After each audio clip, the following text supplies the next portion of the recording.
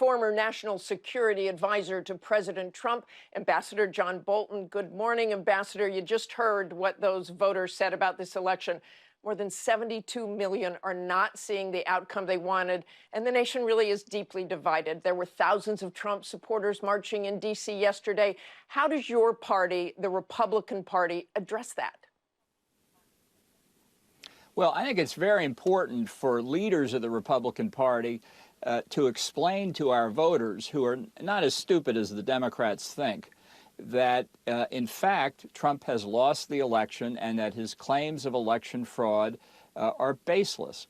The fact is that we've seen litigation in all the key battleground states, and it has failed consistently. Right now, the Trump campaign is doing the legal equivalent of pitching pennies. Where are their silver dollars? Where is the evidence? I think as every day goes by, it's clearer and clearer there isn't any evidence. But if the Republican voters are only hearing Donald Trump's misrepresentations, it's not surprising that they believe it. It's critical for other Republican leaders to stand up and explain what actually happened. Donald Trump lost what, by any evidence we have so far, was a free and fair election. But you haven't seen that from Republican leaders. Very few of them are accepting those results. So what happens? I mean, you can talk about that all you want, but they're not doing it.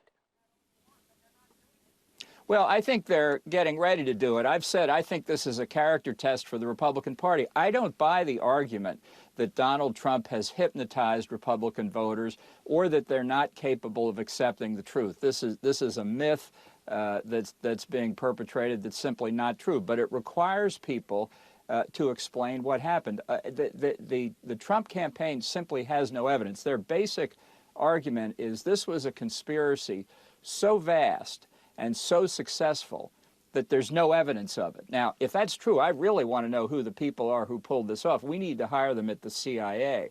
The fact is, this is all blue smoke and mirrors, and I think people will accept that if they see leaders they respect explain it to them. Probably not those voters I talked to, but you worked for President Trump. You know his demeanor and temperament. What do you make of his refusal to concede this race? Well, if he had any character, I would say it's perfectly in character. It displeases him when reality doesn't conform to the image that he has of it. I do not expect him to go graciously. I do expect him to go. But I think pretty soon we'll get the stab in the back theories. We'll get the dark conspiracy theories continued. And he will make life as difficult as he can for the incoming Biden administration. I think that harms the country. I've been through 5 separate transitions, and I know how difficult it is coming in and going out. And every day that he delays under the pretense that he's simply asking for his legal remedies ultimately is to the country's disadvantage, certainly in the national security space. And I think given the coronavirus pandemic in the effective distribution of the vaccine and a range of other things as well. So this is something he needs to get over. And again, I just think it requires Republicans to explain that in the nature of things, we need a transition, and we should proceed with it as soon as we can. Let's talk about national security. You say it is a danger. Biden has not yet received that daily presidential briefing. Do you believe that is a real national security concern? Well, I think it goes beyond that. Look, Trump doesn't pay any attention to the daily briefings either, it'll be a plus for the country when we have a president who actually cares to know what's going on in the rest of the world. But it's much more complicated than just the president. The national security decision-making process is cumbersome. Everybody agrees with that. There are a lot of different perspectives and a lot of information that has to be considered. So really the whole transition process itself at the State Department, at the Defense Department, at Homeland Security, in the intelligence community, really across the whole government, not just for the transition team to be sure they understand the issues that the new administration will face, but to move forward with the selection process for cabinet secretaries, White House advisors, the teams at the various departments.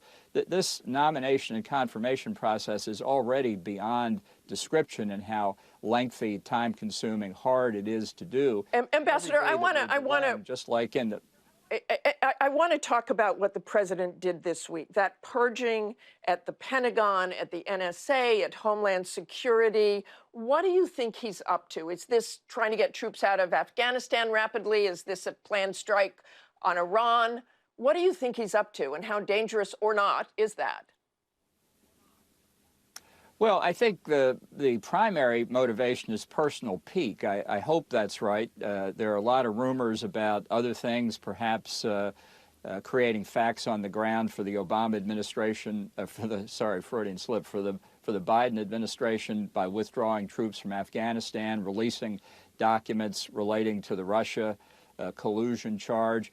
It's hard to say, but it's destructive. I mean, when you decapitate the top leadership of the Office of Secretary of Defense with less than 10 weeks to go in the administration, really it's very damaging, not just for the current administration, but for the incoming administration as well. Okay, thank you so much for joining us this morning, Ambassador Bolton. Always great to see you.